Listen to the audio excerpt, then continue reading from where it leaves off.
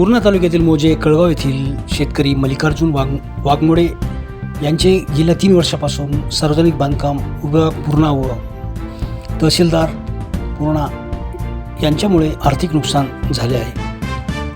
ताडकळस ते कळगाव रोड लगत मल्लिकार्जुन वाघमोडे यांची 4.5 एकर शेती असून सार्वजनिक बांधकाम विभागाने कळगाव ते ताडकळस असा डांबरीकरणाचा MDR 16 रस्ता केल्याने नेमकं वाघमोडे यांच्या शेताजवळ पूल करण्यासाठी नळ्या लावल्या होत्या, पण समोरच्या शेतकऱ्यांनी त्या नळ्या काढून टाकल्याने पाणी बाहेर जाण्याचा मार्ग बंद झाल्याने वाघमोडे यांच्या शेतातील पाणी शेतातच राहत असल्याने आलेलं सोयाबीनचं पीक पाण्यातच राहणार असून त्यामुळे याचं मोठं आर्थिक नुकसान होणार आहे. गेल्या 3 वर्षापासून संबंधित विभागाकडे पाणी बाहेर काढण्यासाठी तक्रारी अर्जसुद्धा दाखल केले, पण त्यांच्या अर्जाकडे सार्वजनिक बांधकाम विभाग व तहसील कार्यालयाने अद्याप कोणतीच कारवाई केली नाही. यामुळे वाघमोडे कुटुंब आर्थिक संकटात सापडलं आहे. तहसीलदार यांनी तलाठ्यांना पत्र काढलं, पण तलाठी महोदय गुलदस्त्यात आहेत. तर सार्वजनिक बांधकाम विभागाच्या अधिकाऱ्यांनी याकडे कानाडोळा केला असल्याने अखेर मल्लिकार्जुन वाघमोडे व त्यांचा मुलगा शिवम वाघमोडे यांनी तहसील कार्यालयासमोर आमरण उपोषण करण्याचा निर्णय घेतला आहे. जोपर्यंत पाण्याची विल्हेवाट शासन प्रशासन लावत नाही तोपर्यंत आमचं उपोषण सुरूच राहणार आहे. आमच्या जीवितास काही झाल्यास याची जबाबदारी तहसीलदार व उपकार्यकारी अभियंता सार्वजनिक बांधकाम उपविभाग पूर्णा यांची असेल, असा इशारा त्यांनी दिला आहे. लवकरात लवकर हा प्रश्न मार्गी लावावा अशी विनंतीही त्यांनी प्रशासनाला केली आहे. प्रशासन याकडे कसं बघतं, काय भूमिका बजावतं याकडे कळगाववासियांचं लक्ष लागलेलं आहे. काय म्हणाले पाहूया.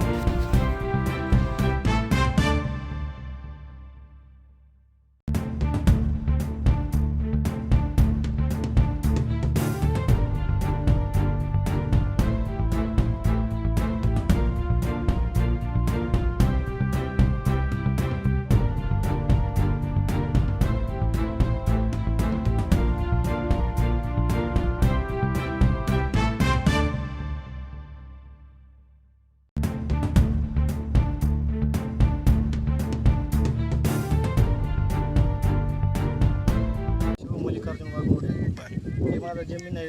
416 गट नंबर आहे. इथं सोयाबीन्समध्ये पाणी भरपूर साचल्यामुळं आतूनात नुकसान व्हायला आपल्या सोयाबीनचं. 2023 पासून मी वारंवार अर्ज करून तहसीलदार BNCला अर्ज करायलो, पण कोणी दखल घ्यायला तयार नाही, कोणी इथं प्रशासन यायला तयार नाही. माझं आतूनात नुकसान व्हायला, त्याचे पाणीसुद्धा करायला कोणी नाही इथं सध्या. हे कोणतं शिवार आहे? हे कळगाव शिवार आम्ही गट नंबर 416 आहे आपलं. बरं.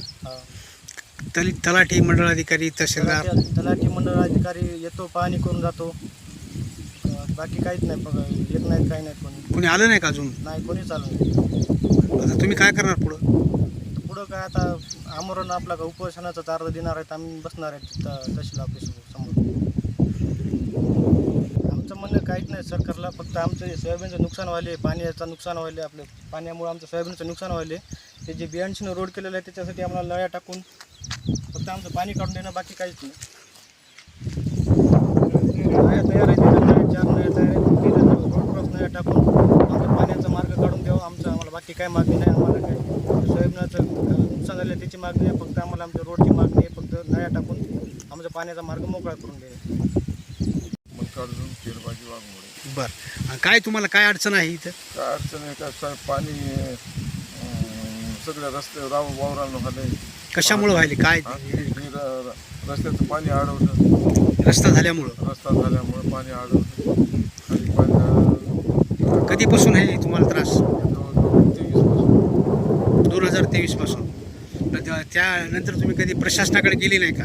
गेलं होतं दरवर्षी अर्ज, मग त्यांनी कोणी आलं नाही.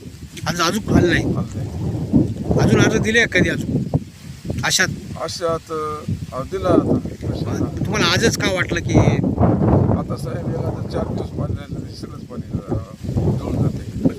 काय खर्च लागला तुम्हाला या सोयाबीनचा? याला 4 बॅग सोयाबीन जायची, 3,000 35,000 खत हे ते काय असेल ते 10,000चा खत आणला. आता तुम्हाला काय वाटतं, काय झालं पाहिजे याच्यामध्ये? आता याच्यामध्ये काय ना, आमचं पाणी काढून द्या, आपण कोणी द्या, आमचं पाणी काढून द्या. हे कोणाची जबाबदारी वाटते तुम्हाला? आता सरकारची जबाबदारी BNC व्हायची. BNC काढून देतो म्हणतात, काढलं नाही. तुम्ही BNC अधिकाऱ्याला भेटले कधी? हो भेटलो. हो काढून देतो, नळ्या टाकतो म्हणून गेले. नळ्या कुठे आहेत मग त्या नळ्या काही इथंच येतात. इथं ठेवल्या? हो त्यांनी टाकल्या नाही? हां टाकल्या. आता तुम्ही काय करणार पुढं? आता आम्ही कमी आता हे करणार आहे. ते नंतर या 4 दिवसात हे केलं तर बरं झालं, नाही तर मी उपोषणाला लागले बसणार आहे.